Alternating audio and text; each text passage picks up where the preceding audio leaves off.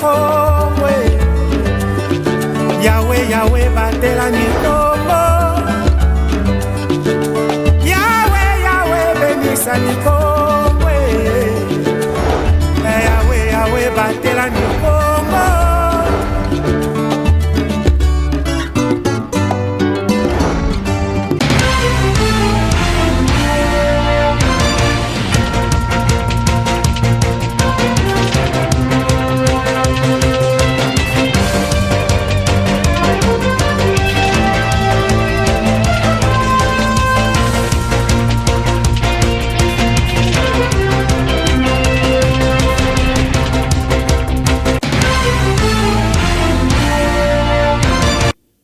Vous informer, c'est notre devoir. Mesdames, Messieurs, très heureuse de vous savoir nombreux et bienvenue à cette édition.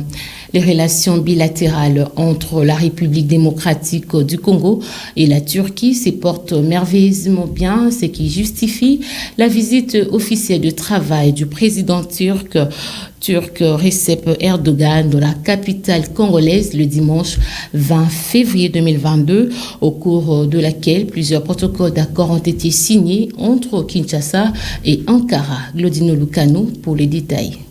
Les relations entre Kinshasa et Ankara sont au beau fixe. La visite du président turc Recep Tayyip Erdogan en République démocratique du Congo en est la preuve. Récit dans la soirée du dimanche 20 février, le président turc a entamé une mini-tournée en Afrique qu'il a démarré en RDC, devrait prendre fin le 23 février prochain. Les autres pays en dehors de la RDC seront visités par les chefs de l'État turc, à savoir le Sénégal qui assure actuellement la présidence de l'Union africaine et la Guinée-Bissau. Cette visite s'inscrit dans le cadre d'un renforcement de la coopération entre Ankara et ce partenaire africain qui ont déjà signé des accords sous l'initiative du président Erdogan. À Kinshasa, plusieurs accords bilatéraux dans les domaines de la défense et la sécurité, des infrastructures et transports, ainsi que des accords sur la non-double imposition et la promotion des investissements ont été signés le dimanche. En plus, le président turc a fait un don de 100 000 doses de vaccins anti-Covid-19 à son homologue congolais, signalant que le président turc s'est déplacé accompagné des hommes d'affaires de son pays et de quelques membres de son gouvernement. L'ancien Premier ministre, actuellement sénateur, Augustin Matata Ponyo, a été empêché le week-end dernier par la Direction générale de migration de prendre le vol pour Lubumbashi, dans la province du Haut-Katanga, pour une mission familiale liée à l'animation de sa jeune sœur. La Direction générale des migrations DGM de la RDC a empêché le sénateur Matata Ponyo Mapon de prendre le vol Congo Airways à l'aéroport d'Ndjili à Kinshasa, la capitale congolaise, le samedi 19 février vers 19h, alors qu'il voulait se rendre à Lubumbashi pour l'enterrement de sa jeune sœur Rose Matata Mwayuma, décédée le mercredi 16 février 2022 à l'hôpital CMDC de la ville qui préfère, alors que tous les membres de la famille biologique qui l'accompagnait était déjà à bord de l'avion. Et cela en dépit de la demande d'autorisation express pour cette circonstance douloureuse, sollicitée auprès du procureur général après la Cour de cassation par les billets de son avocat. Cette annonce a été faite dans un communiqué du cabinet de l'ancien Premier ministre Matata Ponyo Mapon, qui a alerté l'opinion politique nationale et internationale qu'il est pour la énième fois victime d'un traitement injuste et discriminatoire de la part des autorités politiques, administratives et judiciaires du pays. Après les loyaux services rendus à son pays, l'homme en cravate rouge regrette d'avoir été victime de ces comportements alors que pour lui, rien ne devrait l'empêcher de voyager librement. D'autant plus que son dossier en justice qui lui interdisait de quitter Kinshasa a été clôturé par la Cour constitutionnelle, elle qui s'est déclarée incompétente dans l'affaire il y a de cela quelques mois passés. Autre chose, le député national et ancien vice-gouverneur du Congo central, Deo Kusu Bikawa, est à Matadi ce lundi 21 février pour retirer les formulaires des candidatures de gouverneur à la Commission électorale nationale indépendante Congo central.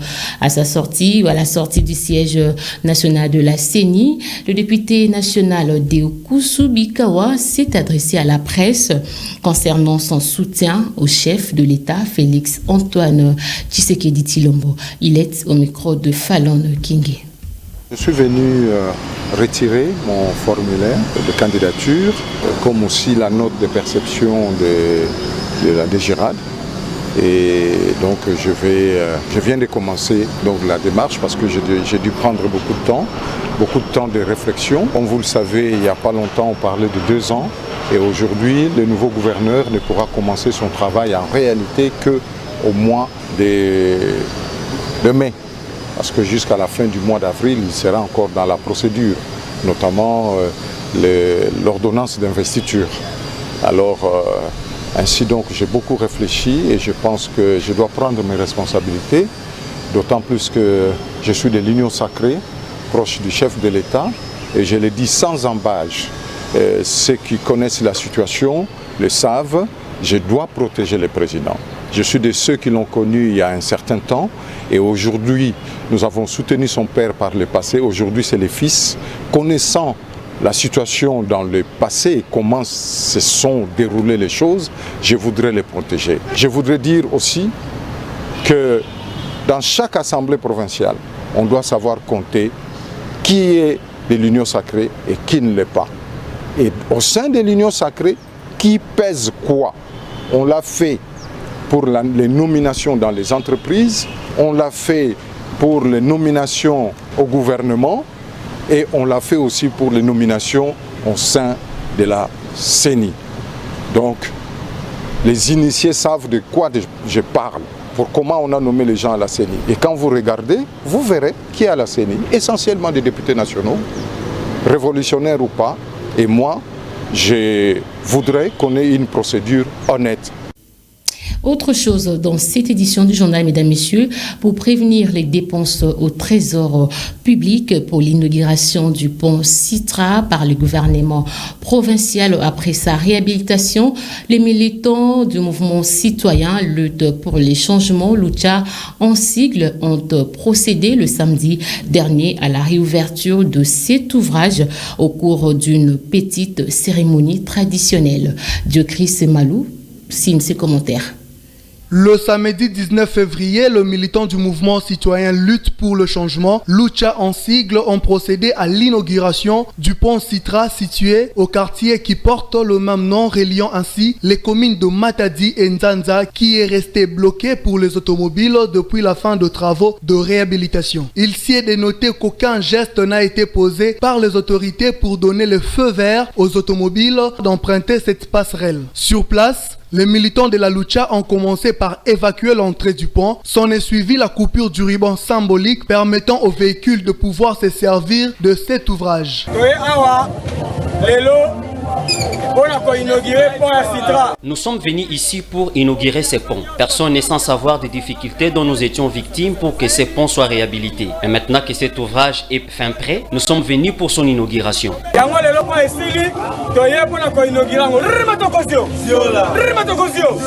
Signalant que seuls les piétons étaient autorisés à passer sur ce pont avant cette inauguration initiée par la Lucha. Parlons santé, depuis la première jusqu'à la 4e vague de Covid-19 qui vient de prendre fin au Congo central, seulement 10% des cas des enfants testés positifs a été enregistré, mais cela n'exclut pas les enfants à la contamination et il est important que ces derniers se proviennent et respectent les gestes barrières. Suivez Dr Aimé Oumba, chargé des opérations de la riposte contre la riposte Covid-19 au Congo central, éclairci à ces sujets. Nous venons de terminer la 4e vague. À la première, deuxième, troisième et 4e vague, effectivement, nous avons enregistré les enfants. Mais la proportion des enfants est quand même faible par rapport aux adultes. Les enfants représentent environ 7 à 10% des cas Covid durant presque toutes les phases que nous avons vécues. Vous savez, c'est une nouvelle maladie, c'est-à-dire les enfants ne sont pas du tout épargnés. Effectivement, ils sont concernés, ils sont également contaminés par la Covid. Mais seulement la différence par rapport aux adultes, les enfants présentent des formes vraiment simples. Quand je dis formes simples, Vous savez, je dois rappeler que la Covid, il y a 3 formes. Les formes simples, formes modérées et formes sévères. Les formes simples, c'est là où il n'y a pratiquement pas grand-chose, pas beaucoup de signes par rapport à la maladie. C'est une maladie respiratoire, il n'y a pas vraiment de signes. Donc ce qui fait que la maladie chez les enfants peut passer inaperçue. Mais réellement, les enfants sont contaminés. Mais ils peuvent ou ne pas développer des signes, comme chez les adultes. Et les recherches sont en cours. Les chercheurs sont en train d'essayer de comprendre pourquoi les enfants ne présentent-ils pas des formes modérées ou parfois formes graves comme des adultes. Chez tous les écoliers, à partir de 6 ans, normalement, doivent porter des masques. Mais au niveau des écoles maternelles, c'est les tout petits. Le port des masques est recommandé, mais suite à l'inconscience, il y a toute une manière pour porter les masques. Parce que les masques peuvent constituer aussi un danger pour les enfants, surtout les tout petits. C'est pourquoi nous conseillons plus chez les enfants d'âge scolaire à partir de 6 ans. Les tout petits sous haute surveillance de leurs encadreurs, de leurs maîtresses. Là, ils peuvent également porter, mais sous haute surveillance. 21 février 2000, 21 février 2022, 22 jours pour jour depuis que le monde célèbre ou l'univers célèbre la journée mondiale de la langue maternelle. L'édition 2022 a comme thème le droit de l'usage de la langue maternelle, question d'utiliser sa langue maternelle pleinement et librement dans toutes les circonstances de la vie. Suivez. La journée du 21 février est initiée dans le but de rappeler que la diversité linguistique et le multilinguisme sont essentiels pour le développement durable. Dans son mandat pour la paix, en vue de préserver les différences des cultures et des langues qui favorisent la tolérance et le respect des autres, que l'Organisation des Nations Unies pour l'éducation, la science et la culture croit à l'importance des diversités culturelles et linguistiques pour des sociétés durables. Selon les statistiques faites par l'UNESCO, la diversité linguistique est de plus en plus menacée à mesure que des langues disparaissent. 40% des habitants de la planète n'ont pas accès à un enseignement dans une langue qu'ils parlent ou qu'ils comprennent. Face à cette problématique, M. Elash Luindou-Ladio donne son point de vue quant à l'importance de la langue maternelle. Nous apprenons quand même la langue maternelle aux enfants, bien que ce que nous constatons parfois dans des écoles, la langue maternelle, normalement au niveau de la maison, c'est bien bon pour les apprendre. Mais au niveau de l'école, l'enfant qui a appris la langue française à partir de la maison, elle a plus la facilité de compréhension ou de comprendre la leçon que celui qui a été éduqué ou qui a appris la langue maternelle depuis la maison. Donc bien sûr qu'on devrait promouvoir cette langue-là, mais parfois aussi, c'est un peu de perturber voire même la compréhension de l'enfant. Il s'est dénoté que la République démocratique du Congo a 4 langues nationales, à savoir les Kikongo, Swahili, Lingala et Chiluba, et plusieurs dialectes. Sport avant de nous quitter, mesdames, messieurs, les tout-puissants Mazembe, Anglebert de la République démocratique du Congo, a mal porté son nom à l'issue de la confrontation face au club égyptien d'Al-Masri Sporting Club à Alexandrie en Égypte le dimanche 20 février 2022, match comptant pour la 2e journée de la Coupe de la Confédération Rivanciala.